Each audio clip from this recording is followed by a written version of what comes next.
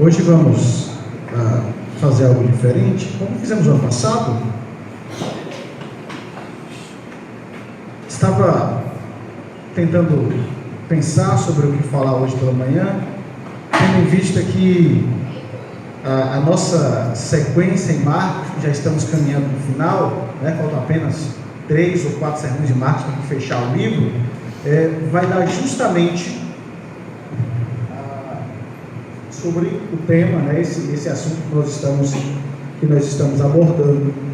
Quando eu tentei trabalhar e pensei no livro de Marcos, eu pensei para que a gente terminasse nessa data, como a gente está hoje, seguindo direitinho, no domingo. Esse domingo seria a ressurreição, mas devido a algumas dificuldades ao longo do ano, um domingo eu não estive, acabou que não deu certo, o planejamento não foi como nós tínhamos pensado.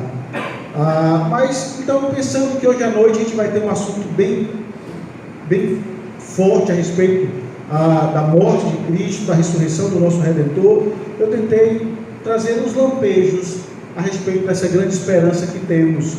Então eu quero convidar você que abra a sua Bíblia no livro dos Salmos, Salmos número 16.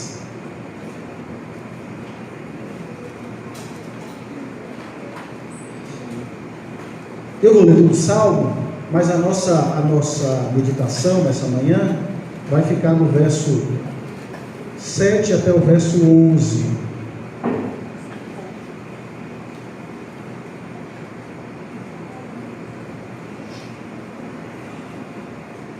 Salmo 16, todo o Salmo, a nossa posição vai ser do verso 7 ao verso 11.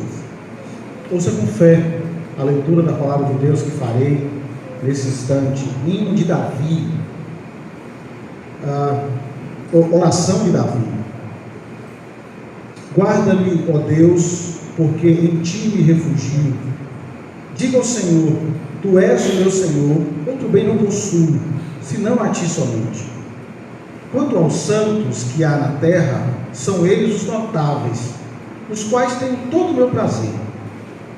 Muitas serão as penas dos que trocam o Senhor por outros deuses, e não oferecereis as suas libações de sangue, e os meus lábios não pronunciarão o seu nome.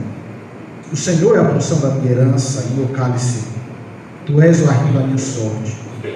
Caem as divisas em lugares amenos, e é muito linda a minha herança.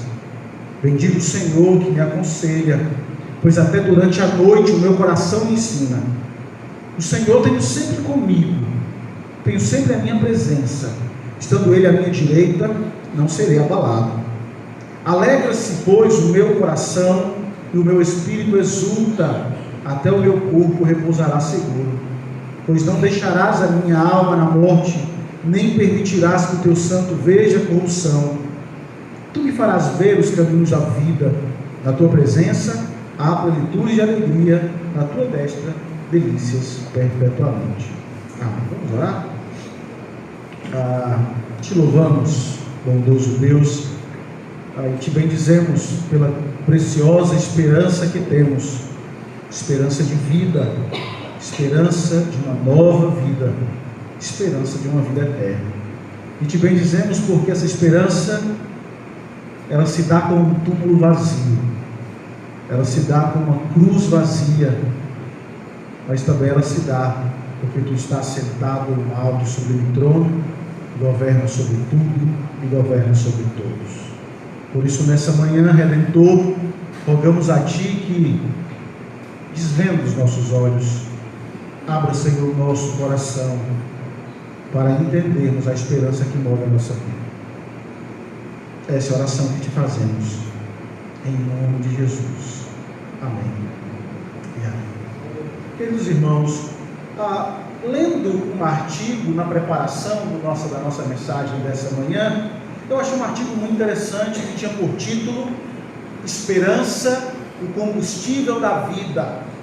E uma parte do autor, dentro de tantas questões importantes que ele tratava a respeito da esperança, ele, em um parágrafo, ele trouxe uma informação muito bela que eu quero ler para os irmãos. Ele dizia assim no seu artigo: a esperança é a vacina contra o desânimo, contra a possibilidade de invasão do egoísmo, porque apoiados nela, dedicamos-nos à construção de um mundo melhor. A perda da esperança endurece os nossos sentimentos, enfraquece nossos relacionamentos, deixa a vida cinza e faz com que ela perca o seu sabor. Perceba que essas palavras são fortes, porque a esperança é realmente um poderoso combustível que nos impulsiona para a vida, que dá sentido a essa vida que realmente parece sim para muitos cinza, sem sabor, sem perspectiva, sem cor. A esperança, ela traz alento, nos dá força para suportarmos os dias difíceis e os dias escuros que nós temos enfrentado.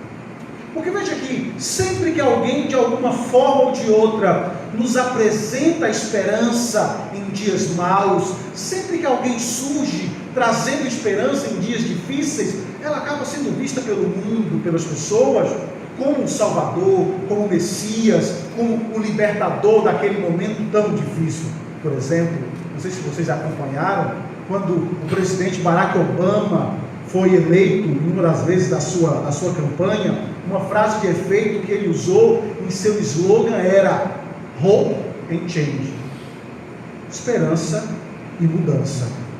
A maioria das pessoas não sabiam exatamente o que ele representava naquela época, ou o que essa mudança significava, o que essa esperança significava, mas com certeza soava bem, esperança e mudança, mudança e esperança.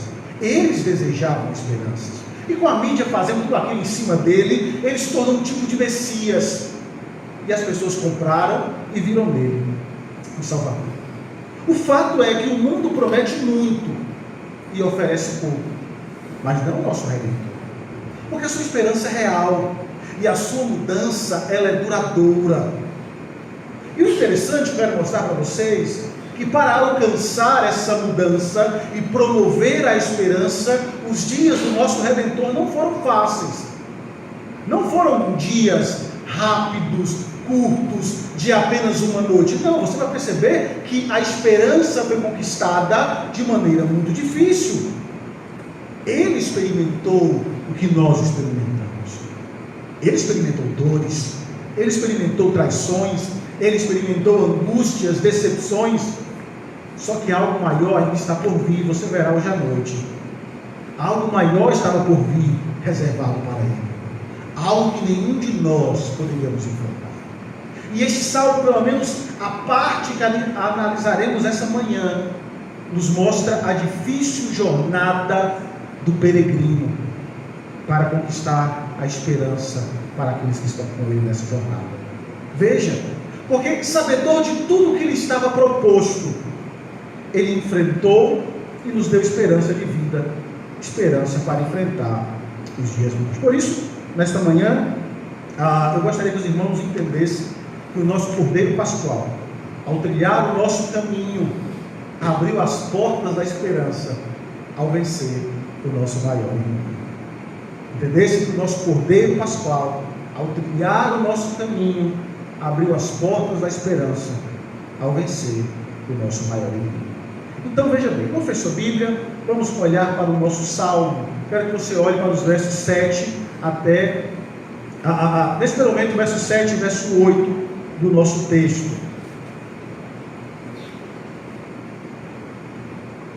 Diz assim: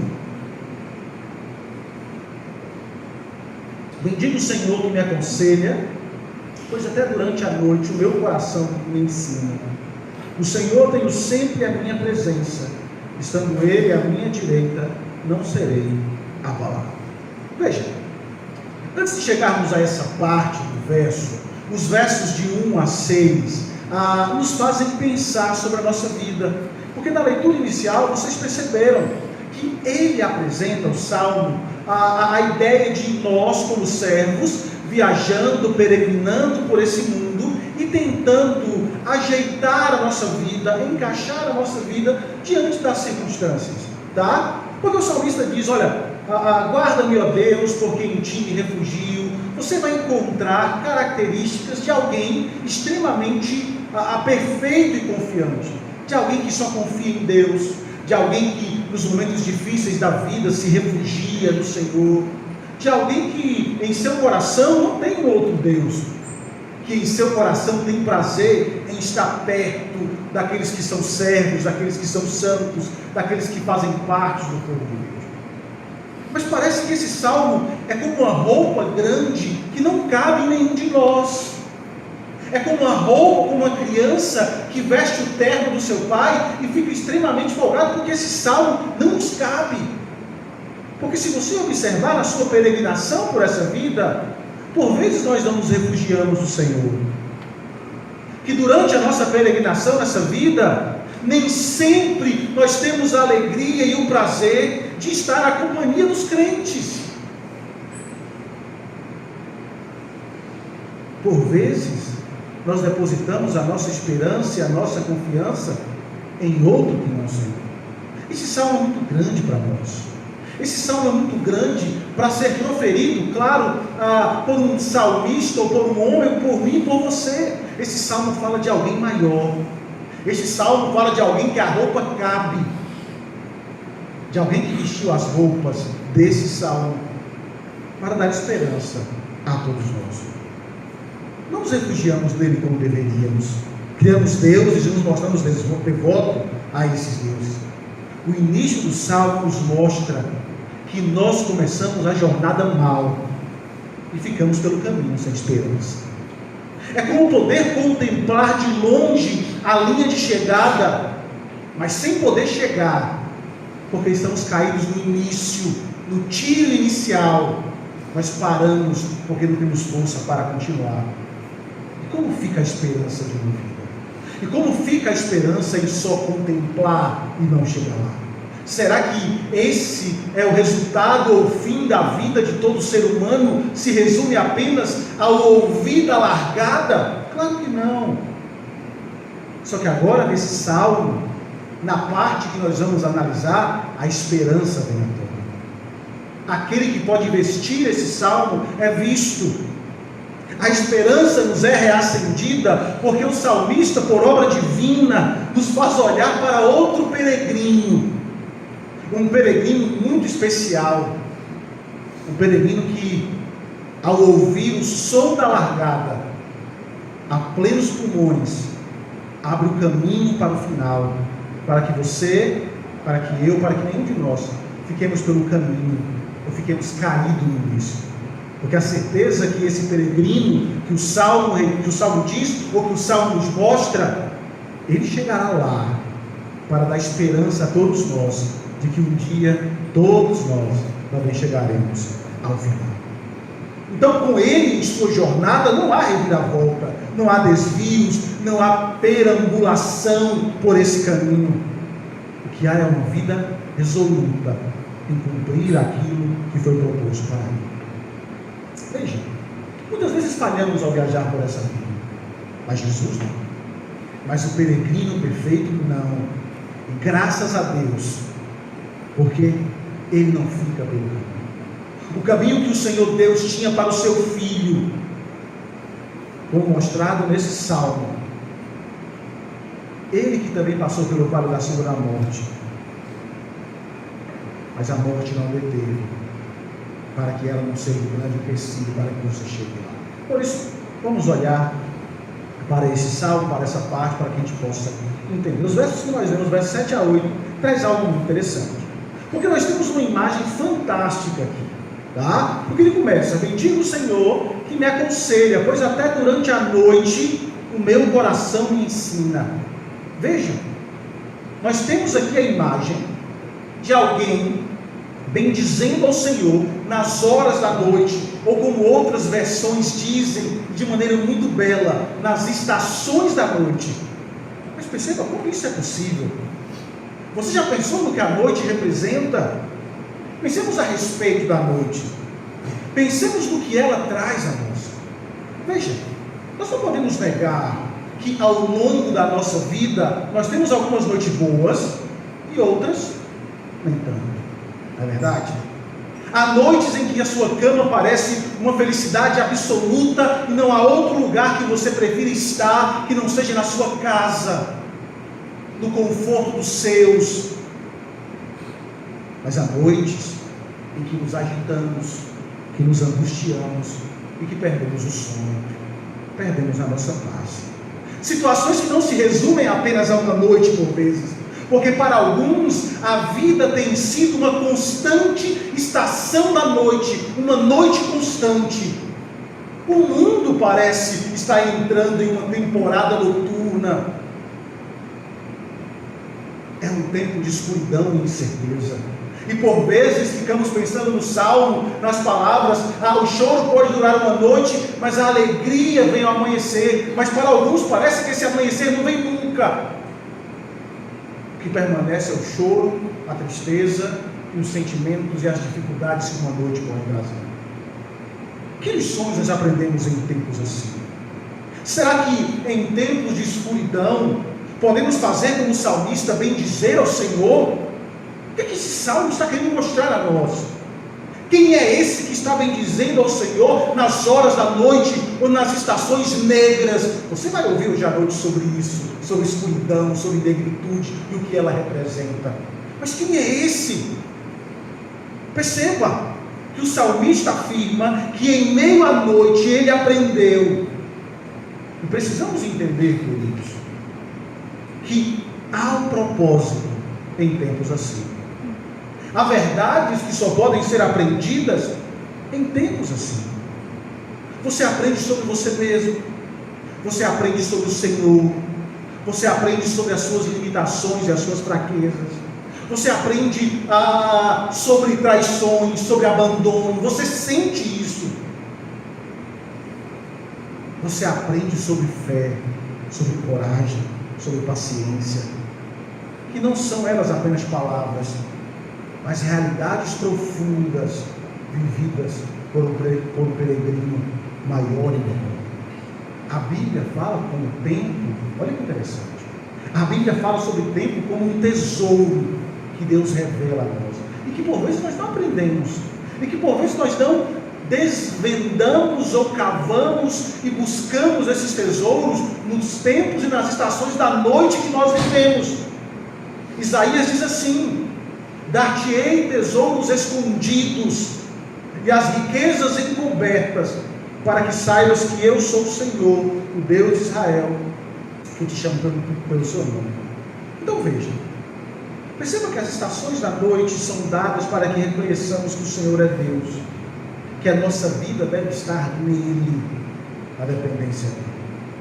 Jesus, quando veio à terra, teve noites assim.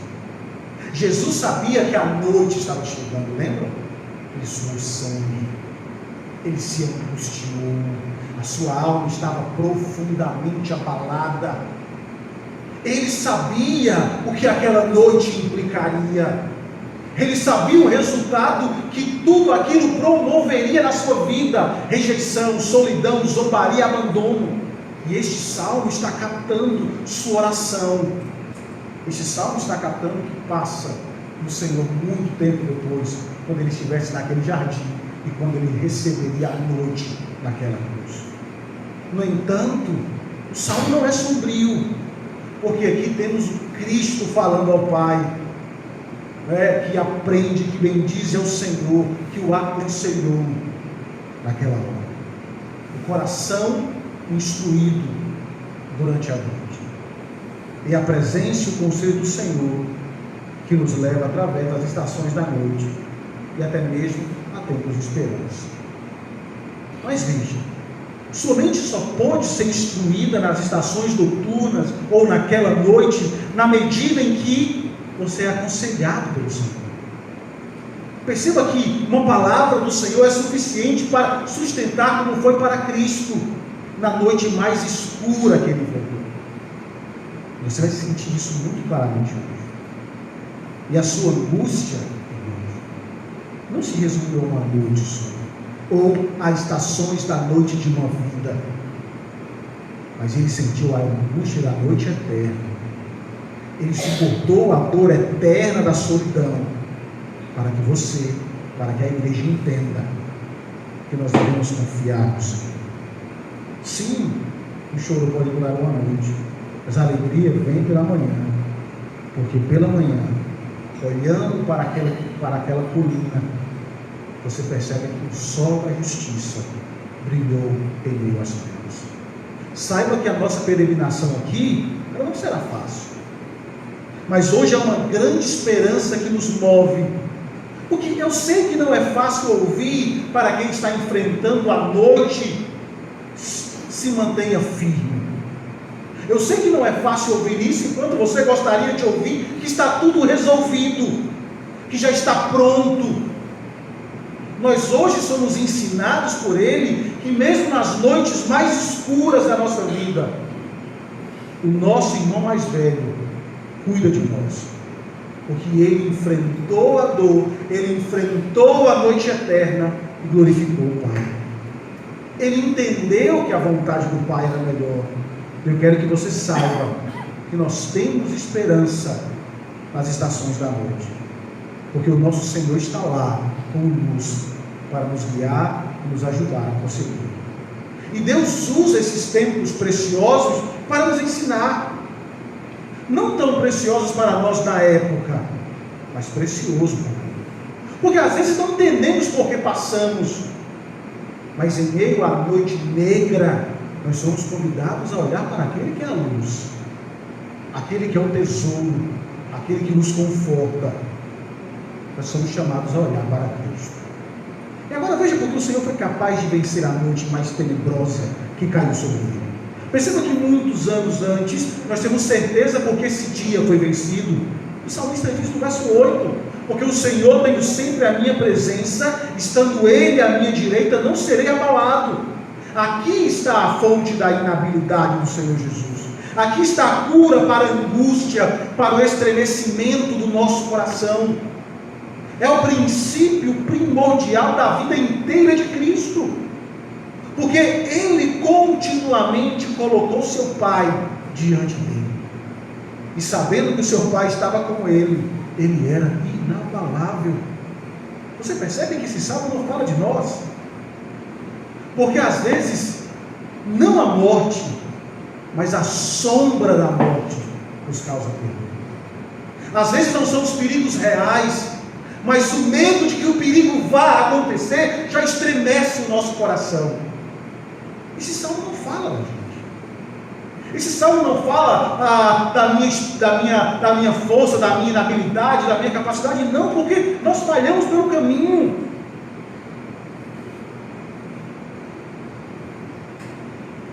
Se você pesquisar por aí, você encontrará muitas informações dizendo que é difícil você encontrar uma cura para tremores e temores, quando a gente passando por tantas situações. Isso pode ser verdade para o corpo, mas e a alma? Existe uma cura para a alma. Existe uma cura para essa angústia que às vezes nos toma. O que anda estremecendo você, te promovendo medo, lhe causando pavor, tirando o seu sono? O que anda incomodando o seu coração? Existe alguma coisa que esteja causando dúvidas, tensão e desesperança em você? Existe algo, como diz um escritor, existe algo aumentando o mercúrio em seu medidor de ansiedade, ou lhe causando noites sem dormir e dias cheios de preocupações? A grande questão é: você colocou o Senhor diante de ti? Você percebe que Ele está à sua frente, que Ele está à sua direita, que Ele cuida de você? Porque há sempre esperança em Deus, e há sempre esperança para aqueles que descansam em Deus. Mas veja algo terrível. Eu quero, doutor, não tentar trazer muitos lampejos, porque você vai ver muito isso hoje à noite. Mas veja que no período mais negro de Jesus, na noite mais escura, Deus estava presente. Deus estava presente não para acudir, ou não para auxiliá-lo. Na noite mais escura do nosso Redentor, Deus estava ali para castigá-lo. O salmista certa vez disse que teria ficado desesperado se não tivesse acreditado que veria a bondade do Senhor na terra dos viventes. Só que na hora das trevas de Cristo, ele não experimentou essa bondade. Ele não experimentou essa bondade. ele, em plena obediência a Deus, estava levando sobre si as nossas dores. E naquelas horas de trevas ali na cruz, ele experimentou a maior dor que um coração poderia suportar. Ele experimentou a separação do Pai. Não existe analogia, não existe ilustração que eu possa citar para vocês, que vocês entendam o que aconteceu naquela hora. Mas ele experimentou a separação do Pai. Tudo que Cristo passou, a dor da separação, foi para nos aproximar. Nas horas das trevas, a luz resplandeceu e trouxe esperança para o mundo. E os versos seguintes nos mostram essa verdade. Veja o que ele diz sobre a nossa esperança e por que a esperança é real nas estações da noite. Veja os versos 9 e 10 do nosso salmo.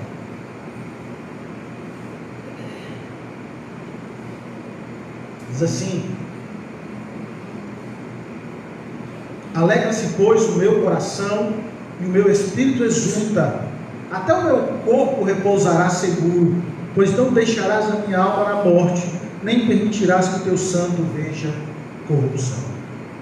Aqui o Senhor começa a considerar a sua morte, ou o salmista começa a dar lampejos a respeito do que aconteceria com o peregrino perfeito antes ou mais tarde. Ele vai levar os pecados da humanidade, ele vai enfrentar o ferrão da morte, ele vai à sepultura, mas há uma firme confiança aqui, que mesmo em horas negras como aquela que ele enfrentaria, há alegria, esperança e vida, porque são mencionados. Esses versículos estão cheios de esperança, eles estão cheios de uma expectativa confiante do que ocorrerá no futuro, de que um dia as trevas que embaçam a nossa vista, elas deixarão de existir, e não deixarão do nada, e não deixarão simplesmente se dissipando porque é algo natural. Não, as densas trevas serão destruídas por aqueles que veio para vencer as trevas. Por milhares de anos, a morte foi vista como um monstro insaciável, com a sua boca aberta, buscando tragar e engolir homens, mulheres, jovens e velhos. Ninguém escapava das suas garras, ninguém escapava do seu poder. Seus corpos caíam e se tornavam alimento para vermes. No entanto, esse verso antecipa algo muitos anos antes, que descreve uma grande mudança nessa ordem natural, ou vai pintar esse monstro de forma diferente, para que ele não cause mais terror. Houve uma vida que não foi tragada pela morte. Houve uma vida que seu corpo não viu a corrupção e permaneceu sepultado, porque o túmulo não conseguia segurá-lo.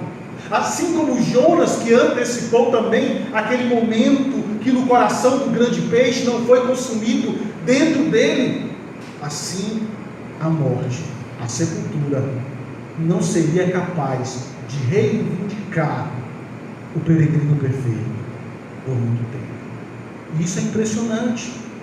Isso é impressionante porque Pedro diz algo muito importante em seu sermão, lá em Atos 2:24. Ele diz assim: mas Deus o ressuscitou dentre os mortos, libertando da agonia da morte, porque era impossível que a morte se apegasse a ele.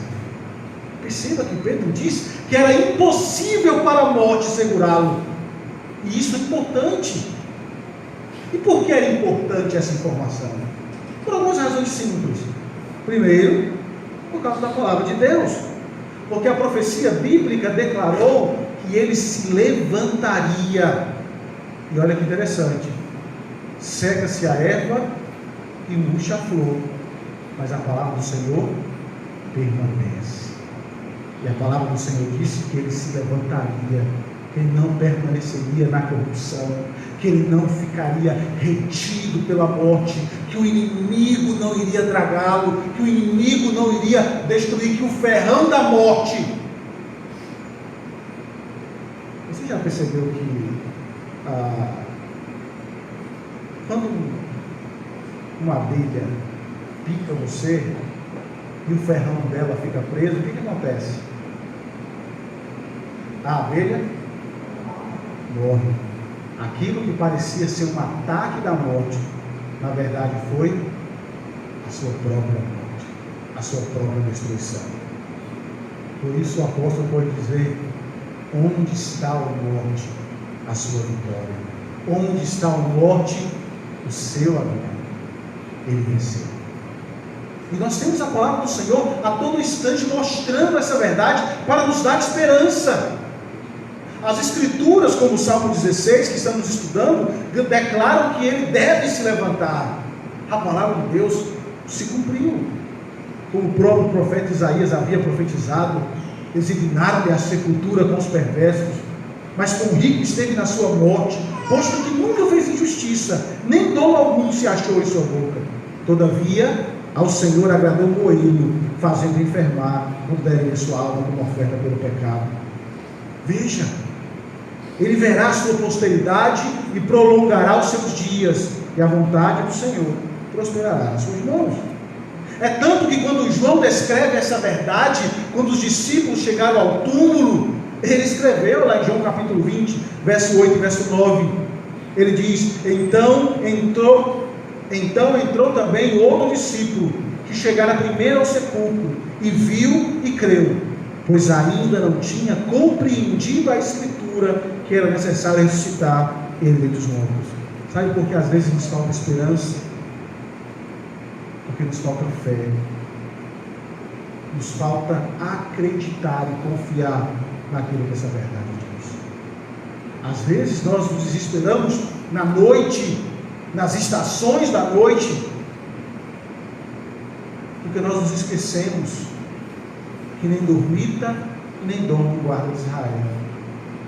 Nos esquecemos que aquele que está conosco na entrada é aquele que estará ao nosso lado também na saída. E nos desesperamos. Veja que o nosso Senhor entendia que ele iria passar, e ele suportou aquela morte. E segundo, a morte não era impossível, a morte retê-lo, porque Paulo diz que a morte era punição pelo pecado, porque o salário do pecado é a morte. Através de um homem entrou o pecado no mundo, mas através de um homem entrou também a justiça e o amor. O Filho de Deus não tem pecado. Ele morreu para pagar a nossa dívida, não a sua. Perceba que ele se fez maldito em nosso lugar.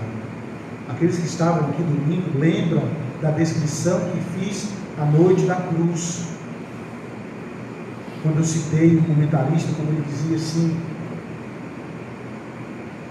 pense no Senhor todo flagelado, com suas costas rasgadas, preso naquele madeiro, roçando as suas costas todas marcadas naquele madeiro. E o madeiro não estava envernizado. O madeiro não é como os bancos que por vezes sentamos em nossas igrejas, lisinho. Era madeiro bruto. E aí o autor dizia assim: você já teve a sua mão ferida por uma farpa? Imagine ter as costas feridas.